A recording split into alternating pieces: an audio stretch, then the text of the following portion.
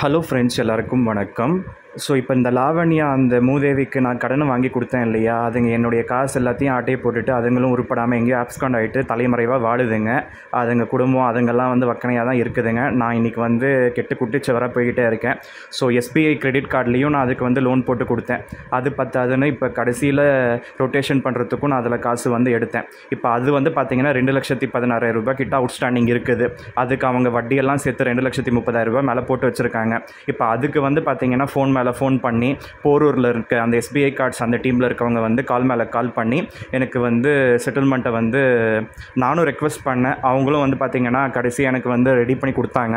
ஆனால் அது பார்த்திங்கன்னா என்னுடைய ரெஜிஸ்டர் இமெயிலுக்கு வரமாட்டேங்குது. என்னுடைய ரெஜிஸ்டர் இமெயில் ஐடி rocketmail.comனு இருக்குது. ஸோ என்னுடைய இன்னொரு இமெயில் ஐடி yahoo.com.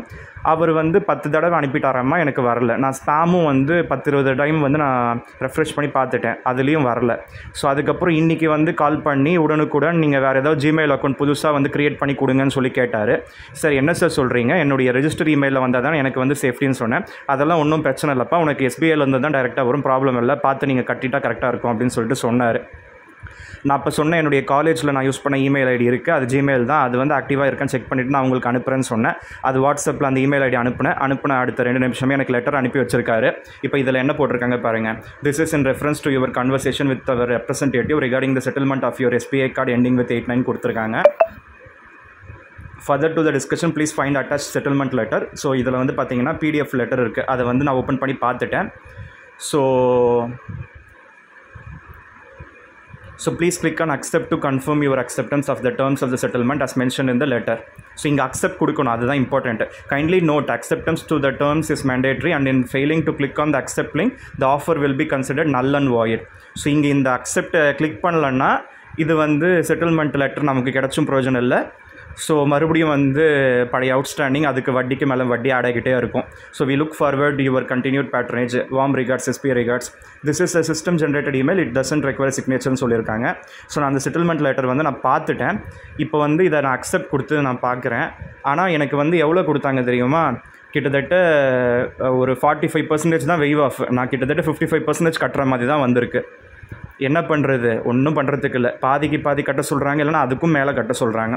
இப்போ நான் இதை அக்செப்ட்னு கொடுக்குறேன்.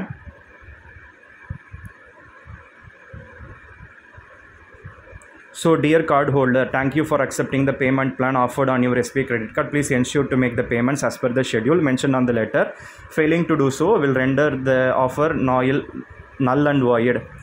அதாவது இது அக்செப்ட் பண்ணதுக்கப்புறமும் அந்த டியூ டேட்குள்ளே அந்த பேமெண்ட்டை கட்டலன்னா அது நல் அண்ட் வாய்டுன்னு சொல்லியிருக்காங்க. Note, in case you have opted for restructuring plan on your card, it will only be processed upon successful registration for ENACH or சப்மிஷன்ஸ்னு இது போட்டிருக்காங்க. அதாவது ரீஸ்ட்ரக்சர் பண்ணுறவங்களுக்கு அது நான் செட்டில்மெண்ட் தான் கேட்டேன், அதுவும் ஒன் டைம் செட்டில்மெண்ட்டு. ஸோ எனக்கு ஒரே ஷார்ட்டில் ஒன் ஷார்ட் பேமெண்ட்டாக கட்ட சொல்லியிருக்காங்க. அது டியூ டேட் 7ஆம் தேதிக்குள்ளே கொடுத்துருக்காங்க. அதுக்குள்ளே நான் காசு ரெடி பண்ணி கட்டி தொலையணும். ஸோ இப்போ இது பார்த்திங்கன்னா நமக்கு 1ஆம் தேதி அதுவுமா எனக்கு வந்திருக்குது. ஸோ இது செட்டில்மெண்ட் லெட்டரும் நான் காமிக்கிறேன் உங்களுக்கு. ஸோ இதில் பாருங்கள், செட்டில்மெண்ட் லெட்டரும் நீங்கள் பார்த்துக்கிட்டு இருக்கீங்க. அதில் போட்டிருக்காங்க full and final settlement of your SBI credit card account. அந்த அக்கௌண்ட் நம்பரும் போட்டிருக்காங்க. Link to SBI credit card ending with அதெல்லாம் போட்டிருக்காங்க.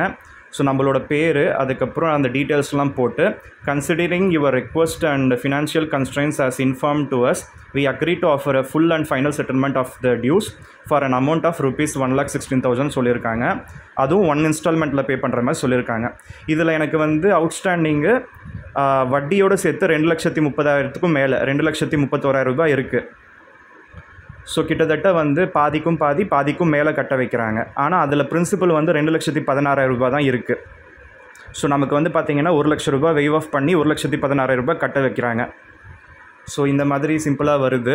இதுதான் எஸ்பிஐ கார்ட்ஸோட செட்டில்மெண்ட் லெட்டரு. நிறைய பேர் பார்த்திங்கன்னா இதை வெயிட் பண்ணி கட்டுடா, அவ்வளோ சீக்கிரத்துலாம் கட்டாத, 25%க்கெல்லாம் கூட இறங்கி வருவாங்கன்னு சொல்கிறாங்க. பட் எனக்கு என்பிஏவாக கிளாஸிஃபை ஆகிறதுக்குள்ளே கட்டிவிடுங்க, அதுதான் உங்களுக்கு நல்லதுன்னு சொல்கிறாங்க. அதனால் அவங்க சொல்கிறதெல்லாம் நான் மனசில் வச்சுக்கிட்டு நானும் கட்டிக்கிட்டே வரேன். இந்த செட்டில்மெண்ட்டுக்கெல்லாம் படாத பாடு பட்டுக்கிட்டு இருக்கேன். இப்போ இது பத்தாதுன்னு எனக்கு பிரமல் கேபிட்டலும் பார்த்திங்கன்னா செட்டில்மெண்ட்டுக்கு எடுத்துக்கோங்க, செட்டில்மெண்ட் கட்டி முடியுங்க, அப்போ தான் உங்களுக்கு நல்லது, இல்லைனா இது என்பிஏ கேட்டகரிக்கு மூவ் ஆகிடும், அதுக்கப்புறம் உங்களுக்கு நிறைய ப்ராப்ளம்ஸ் வரும், அது இதுன்னு சொல்கிறாங்க. என்ன பண்ணுறதுன்னு தெரியல. கிட்டத்தட்ட அந்த லாவண்யாவுக்கு எடுத்த கடன் 37 லட்சம் கிட்ட ஆயிடுச்சு இல்லையா? இப்போ அத்தனை லட்சம் கடனுக்கு கொஞ்சம் கொஞ்சமாக செட்டில்மெண்ட் பிச்சை எடுக்காத குறைய நான் கேட்டு குறைச்சிக்கிட்டே வரேன் அவுட்ஸ்டாண்டிங்கு. பட் எனக்கு இப்போ இந்த காசெல்லாம் ரெடி பண்ணுறது கஷ்டமாக இருக்குதுங்க. இப்போ இந்த செட்டில்மெண்ட்டு, இந்த எஸ்பிஐ கிரெடிட் கார்ட்ஸோட செட்டில்மெண்ட்டு 1,16,000 ரெடி பண்ணணும். அதுக்கப்புறம் பிரமல் வந்து 2 லட்சம் ரூபாய் கேட்குறாங்க. அதுக்கப்புறம் டாடா கேபிட்டல் ஒரு 1 லட்சம் ரூபாய் கேட்குறாங்க. எங்கெங்க போவேன்? கிட்டத்தட்ட இந்த மாதம் 5 லட்சம் ரூபாய் ரெடி பண்ணணும். அப்போ தான் இது எல்லாத்தையும் கட்ட முடியும். அவங்க என்னடான்னா ஜஸ்ட்டு 1 வீக் டைம் கொடுக்குறாங்க, அவ்வளோதான். இது பாருங்கள், 1ஆம் தேதி வந்து வந்திருக்குது, 7ஆம் தேதி டைம் கொடுத்துருக்காங்க. என்ன சொல்கிறதுன்னு புரியல. இப்போ நமக்கு இது வந்து கால்குலேட்டரில் கணக்கு போட்டு பார்க்கலாம். இப்போ 1.16 டிவைடட் பை 2.16ன்னு போட்டால் 53%, 54% கட்ட வைக்கிறாங்க.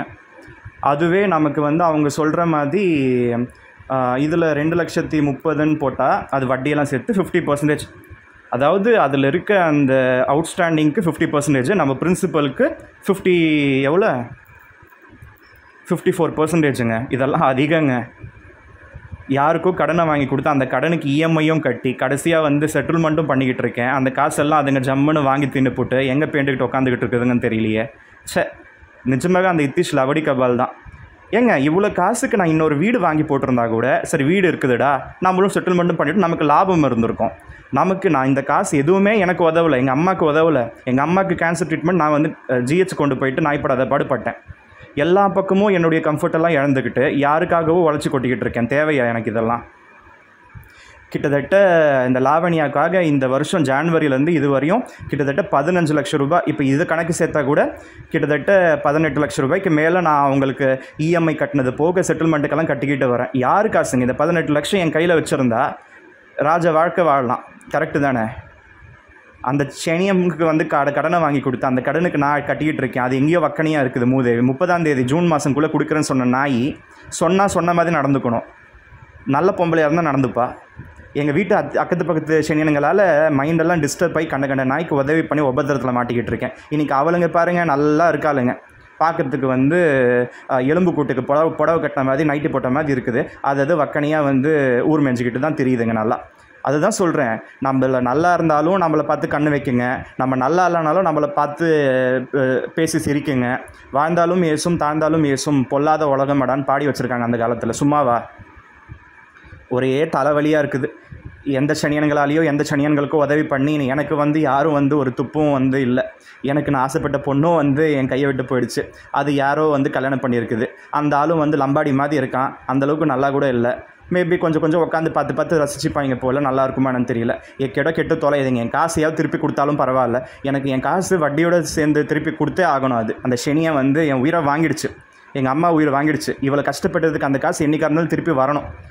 நான் எல்லாத்தையும் சேர்த்து நான் வந்து 35 லட்சம் ரூபாய் அந்த லாவண்யா கிட்ட இருந்து எப்படி வாங்க போகிறேன்னு தெரியல.